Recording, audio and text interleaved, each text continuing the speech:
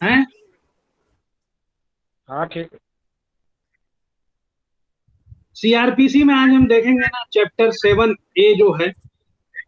उसके बारे में। तो ये जो उपबंध करता है वो बोलता है कुछ मामलों में सहायता के लिए व्यतिकारी व्यवस्था तथा संपत्ति की कुर्की और संपहरण के लिए प्रक्रिया। तो यहाँ देखो, जो धारा 105 है वो क धारा 105 क जो है वो परिभाषाएं बताती है कि इस अध्याय में जब तक कि संदर्भ से अन्यथा अपेक्षित न हो, उपधारा क संविदाकारी राज्य से भारत के बाहर कोई देश या स्थान अभिप्रेत है जिसके संबंध में केंद्रीय सरकार द्वारा संधि के माध्यम से या अन्यथा ऐसे देश की सरकार के साथ कोई व्यवस्था की गई है। ख पहचान करना के अंतर्गत यह सबूत स्थापित करना है कि संपत्ति किसी अपराध के किए जाने से व्युत्पन्न हुई है या उसमें उपयोग की गई है। ग अपराध के आगम से आपराधिक क्रियाकलापों के जिनके अंतर्गत मुद्रा अंतरणों को अंतर्वलित करने वाले अपराध है, परिणाम स्वरूप किसी व्यक्ति द्वारा प्रत्यक्ष या अप्रत्यक्ष रूप से व्युत्पन्न या अभिप्राप्त कोई संपत्ति या ऐसी किसी संपत्ति का मूल्य अभिप्रेत है। संपत्ति से भौतिक या अभौतिक, जंगम या स्थावर, मूर्त या अमूर्त हर प्रकार की संपत्ति और आस्ति तथा ऐसी संपत्ति या आस्ति में हक या हित को साक्षित करने वाला विलेख लिखत अभिप्रेत है जो किसी अपराध के किए जाने से व्युत्पन्न होती है या उसमें उपयोग की जाती है और इसके अंतर्गत अपराध के आगम के माध्यम से अभिप्राप्त संपत्ति है। अंग पता लगाना से किसी संपत्ति की प्रकृति, उसका स्रोत, व्ययन, संचलन, हक या स्वामित्व का अवधारण करना अभिप्रेत। धारा 105 ख व्यक्तियों का अंतरण सुनिश्चित करने में सहायता। तो उपधारा 1 जहां भारत का कोई न्यायालय किसी आपराधिक मामले के संबंध में यह चाहता है कि हाजिर होने अथवा किसी दस्तावेज या अन्य चीज को पेश करने के लिए किसी व्यक्ति की गिरफ्तारी के लिए किसी वारंट का जो उस न्यायालय द्वारा जारी किया गया है निष्पादन किसी संविधाकारी राज्य के किसी स्थान में किया जाए, वहां वह ऐसे वारंट को दो प्रतियों में से और ऐसे प्रारूप में ऐसे न्यायालय, न्यायाधीश या मजिस्ट्रेट को ऐसे प्राधिकारी के माध्यम से भेजेगा जो केंद्रीय सरकार अधिसूचना द्वारा इस निमित्त विनिर्दिष्ट करे और यथास्थिति वह न्यायालय, न्यायाधीश या मजिस्ट्रेट उसका निष्पादन कराएगा। उपधारा 2 इस संहिता में किसी बात के होते हुए भी यदि किसी अपराध के अन्वेषण या किसी जांच के दौरान अन्वेषण अधिकारी या अन्वेषण अधिकारी से पंक्ति में वरिष्ठ किसी अधिकारी द्वारा यह आवेदन किया जाता है कि किसी ऐसे व्यक्ति की जो किसी संविधाकारी राज्य के किसी स्थान में है ऐसे अन्वेषण या जांच के संबंध में हाजिरी अपेक्षित और न्यायालय का यह समाधान हो जाता है कि ऐसे हाजिरी अपेक्षित है, तो वह उक्त व्यक्ति के विरुद्ध ऐसे समन या वारंट के तामील को निष्पादन कराने के लिए दो प्रतियों में से ऐसे न्यायालय, न्यायाधीश या मजिस्ट्रेट को ऐसे प्रारूप में जारी करेगा जो केंद्रीय सरकार अधिसूचना द्वारा इस निमित्त विनिर्दिष्ट करे। उपधारा 3 जहां भारत किसी न्यायालय को किसी आपराधिक मामले के संबंध में किसी संविधाकारी राज्य के किसी न्यायालय, न्यायाधीश या मजिस्ट्रेट द्वारा जारी किया गया कोई वारंट किसी व्यक्ति की गिरफ्तारी के लिए प्राप्त होता है जिसमें ऐसे व्यक्ति से उस न्यायालय में या किसी अन्य अन्वेषण अभिकरण के समक्ष हाजिर होने और कोई दस्तावेज या अन्य चीजें पेश करने की अपेक्षा की गई है, वहां वह उसका निष्पादन इस प्रकार कराएगा मानो यह ऐसा वारंट हो उसे भारत के किसी अन्य न्यायालय से अपनी स्थानीय अधिकारिता के भीतर निष्पादन के लिए प्राप्त हुआ। उपधारा 4 जहां उपधारा 3 के अनुसरण में किसी संविधाकारी राज्य को अंतरित कोई व्यक्ति भारत में बंदी है, वहां भारत का न्यायालय या केंद्रीय सरकार ऐसी शर्तें अधिरोपित कर सकेगी जो वह न्यायालय या सरकार ठीक समझे। उपधारा 5 जहां उपधारा 1 या उपधारा 2 के अनुसरण में भारत को अंतरित कोई व्यक्ति किसी संविधाकारी राज्य में बंदी है, वहां भारत का न्यायालय यह सुनिश्चित करेगा कि उन शर्तों का जिनके अधीन बंदी भारत को अंतरित किया जाता है अनुपालन किया जाए और ऐसे बंदी को ऐसी शर्तों के अभिरक्षा में रखा जाएगा जो केंद्रीय सरकार निम्नलिखित रूप से निर्दिष्ट करेगी। धारा 105C संपत्ति की कुर्की या संपहरण के आदेशों के संबंध में सहायता। तो उपधारा 1, जहां भारत के किसी न्यायालय के पास यह विश्वास करने का युक्तियुक्त आधार है कि किसी व्यक्ति द्वारा अभिप्राप्त कोई संपत्ति ऐसे व्यक्ति को किसी अपराध के किए जाने के प्रत्यक्ष या अप्रत्यक्ष रूप से व्युत्पन्न या अभिप्राप्त हुई है, वहां वह ऐसी संपत्ति की कुर्की या संपहरण का कोई आदेश दे सकेगा जो धारा 105 ख अंग ख से धारा 105 ज्ञ दोनों सहित के उपबंधों के अधीन ठीक समझे। उपधारा 2, जहां न्यायालय ने उपधारा 1 के अधीन किसी संपत्ति की कुर्की या संपहरण का कोई आदेश दिया है और ऐसी संपत्ति के किसी संविदाकारी राज्य में होने का संदेह है, वहां न्यायालय संविदाकारी राज्य के न्यायालय या प्राधिकारी को ऐसे आदेश के निष्पादन के लिए अनुरोध पत्र जारी कर सकेगा।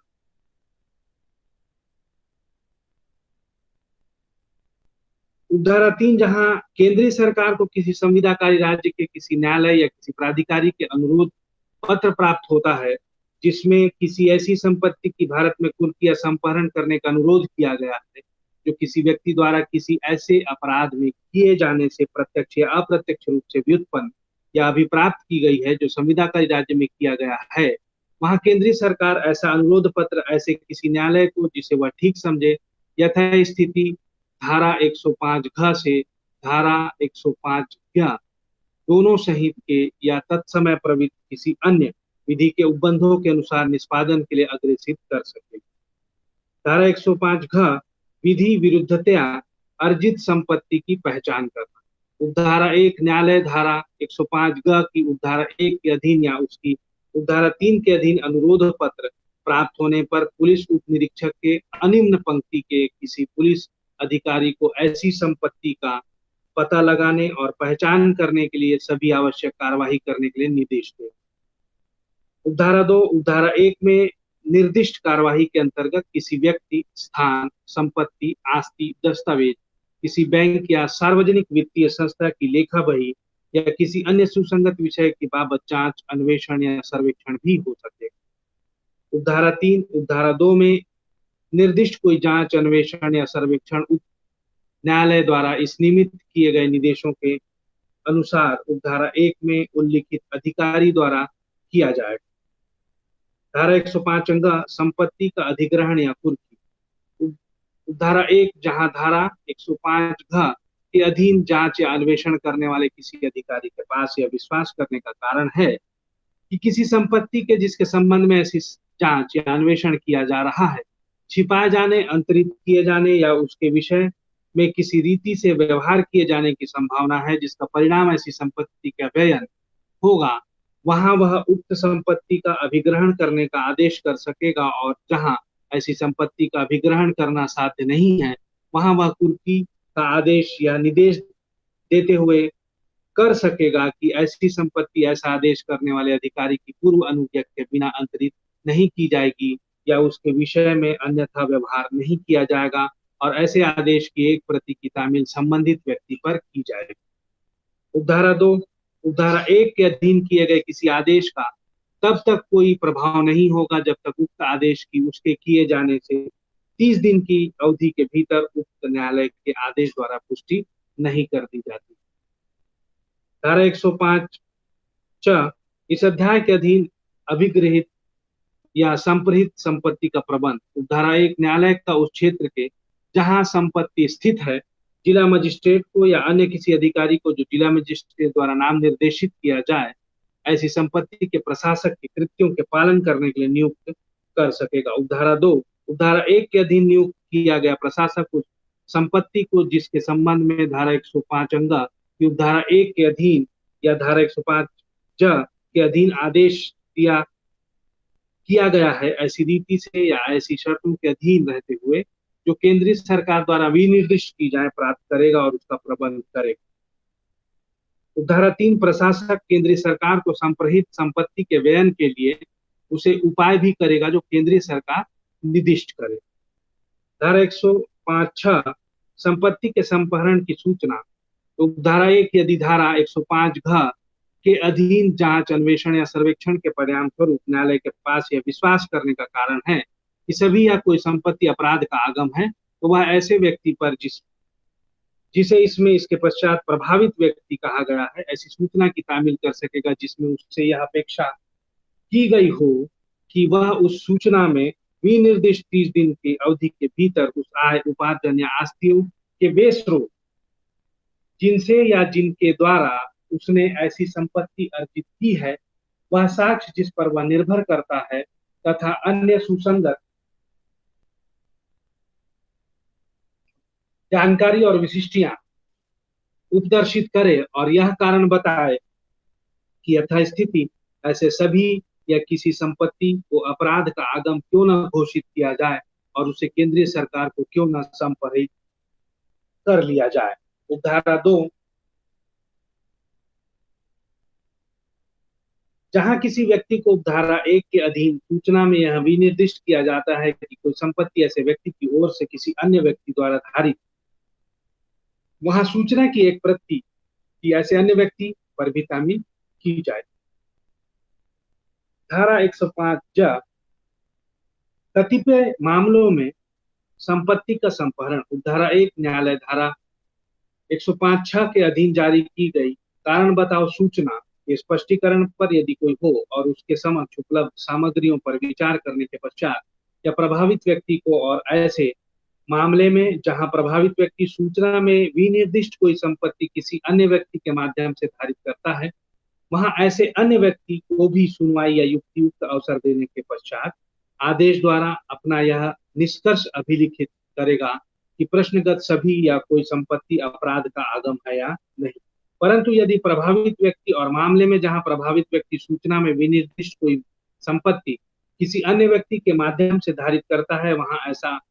अन्य व्यक्ति भी न्यायालय के समक्ष हाजिर नहीं होता या कारण बताओ सूचना में विनिर्दिष्ट 30 दिन की अवधि के भीतर उसके समक्ष अपना मामला अभ्यावेदित नहीं करता, तो न्यायालय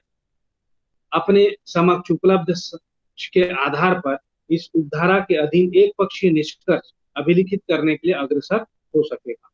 उपधारा 2, जहां न्यायालय का यह समाधान हो जाता है कि कारण बताओ सूचना में विनिर्दिष्ट संपत्ति में से कुछ अपराध का आगम किंतु ऐसी संपत्ति की विनिर्दिष्ट रूप से पहचान करना संभव नहीं है, वहां न्यायालय के लिए ऐसी संपत्ति को विनिर्दिष्ट करना जो उसके सर्वोत्तम अधीन निष्कर्ष अभिलिखित करना विधिपूर्ण होगा। उपधारा 3, जहां न्यायालय इस धारा के अधीन इस आशय का निष्कर्ष अभिलिखित करता है कि कोई संपत्ति अपराध का आगम है, वहां ऐसी संपत्ति सभी विलंघन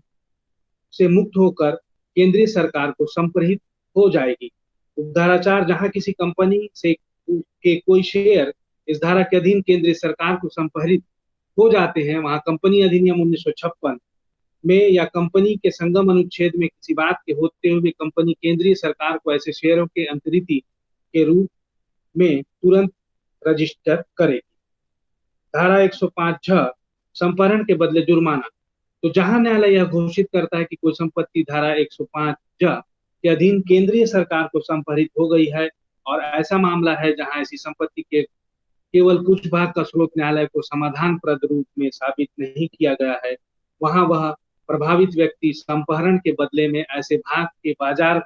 मूल्य के बराबर जुर्माने का संदाय करने का विकल्प देते हुए आदेश देगा।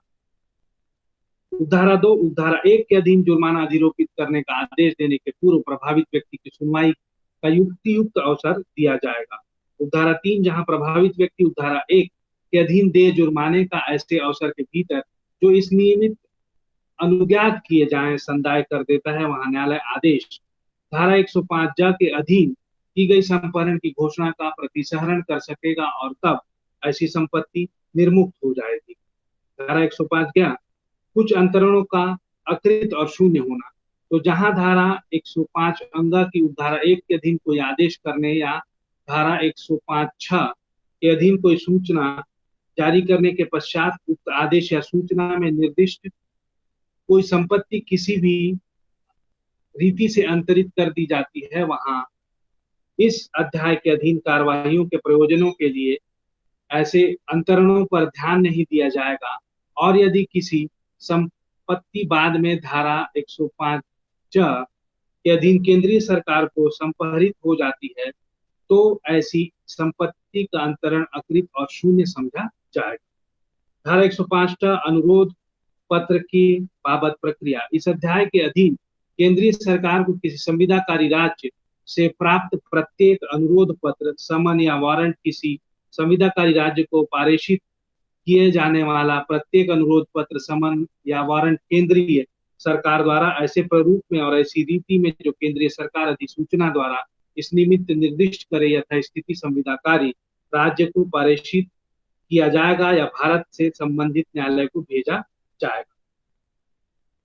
अध्याय 7 का अंतिम धारा है धारा 105। इस अध्याय का लागू होना तो केंद्रीय सरकार राजपत्र में अधिसूचना द्वारा यह निर्देश दे सकेगी कि ऐसे संविदाकारी राज्य के संबंध में जिसके साथ व्यतिकारी व्यवस्था की गई है, इस अध्याय का लागू होना ऐसी शर्तों, अपवादों या अर्हताओं के अधीन होगा जो उक्त अधिसूचनाओं में विनिर्दिष्ट की जाए।